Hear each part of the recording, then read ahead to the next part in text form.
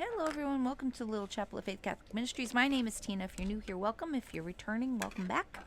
We have platforms on Facebook, Instagram, YouTube, and TikTok. If you're on any of those or all of those, please like and subscribe. We ask for no money, just likes and shares. Just keep the word going and keep our platform going and the word of the Lord going. Here with our reading from the Diary of Saint Faustina. I do apologize because I'm late. I had to go look at a wedding venue with my daughter today. And it was really early, so I'm back. So I wanted to get this in before I continue my day.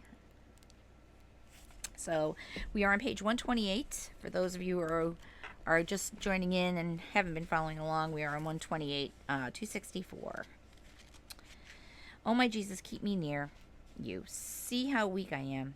I cannot go a step forward by myself, so Jesus, you must stand by me constantly, like a mother by a helpless child, and even more so. Days of work, of struggle, and suffering have begun. Everything continued according to the convent routine. One is always a novice, having to learn many things and to get to know about many things, because although the rule is the same, each house has its own customs, and thus each change is a little novitiate. August 5th, 1933, the feast of Our Lady of Mercy. Today, I received a great and incomprehensible grace, a purely interior one, for which I will be grateful to God throughout his life and in eternity. Jesus told me that I please him best by meditating on his sorrowful passion, and by such meditation, much light falls upon my soul. He who wants to learn true humility should reflect upon the passion of Jesus. When I meditate upon the passion of Jesus, I get a clear understanding of many things I could not comprehend before. I want to resemble you, O Jesus. You crucified, tortured, you humiliated. Jesus, imprint upon my heart and soul your own humility. I love you, Jesus, to the point of madness.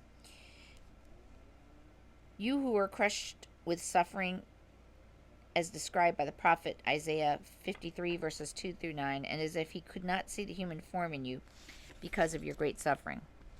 It is in this condition, Jesus, that I love you to the point of madness. O eternal and infinite God, what has love done to you? October 11, 1933, Thursday. I tried to make a holy hour, but began it with great difficulty. A certain yearning started to tear at my heart. My mind was dim so that I could not understand the simplest forms of prayer, and so passed by an hour of prayer, or rather of this struggle.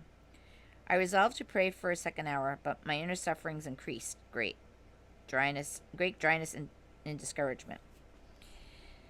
I resolved to pray for a third hour, and in the third hour, which I resolved to spend kneeling without any support, my body started to clamor for rest. I in no way relented. I stretched out my arms and spoke. I spoke no words. I persisted by sheer will. After a while, I took the ring off my finger and asked Jesus to look at the ring, that sign of eternal union, and I offered Jesus the feelings I had on that day of perpetual vows. After a while, I feel my heart inundated with the wave of love. A sudden recollection of spirit, the senses quiet down, and God's presence pervades my soul. I know only this, that is it, Jesus and I. I saw him just as he had appeared to me in the instant after my perpetual vows, when I was likewise making a holy hour. Jesus was suddenly standing before me, stripped of his clothes, his body completely covered with wounds, his eyes flooded with tears and blood, his face disfigured and covered with a spittle. The Lord then said to me, "The bride must resemble her betrothed." I understood these words to their very depth. There is no room for doubt here. My likeness to Jesus must be through suffering and humility. See what love of human souls has done to me. My daughter, in your heart, I find everything that's so great a number of souls refuses. Your heart is my repose. I often wait with great graces towards the end of a prayer.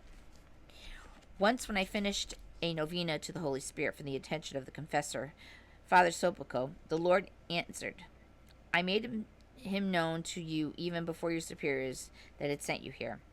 As you will act toward your confessor, so I will act toward you. If you conceal something from him, even though it be, at least in my graces, I too will hide myself from you, and you will remain alone. And so I followed God's wishes, and a deep peace filled my soul. Now I understand how the Lord defends confessors and how he protects them. And we're going to leave it there for today.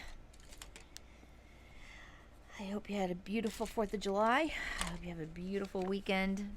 Be well, be kind to each other, stay safe. God bless you all.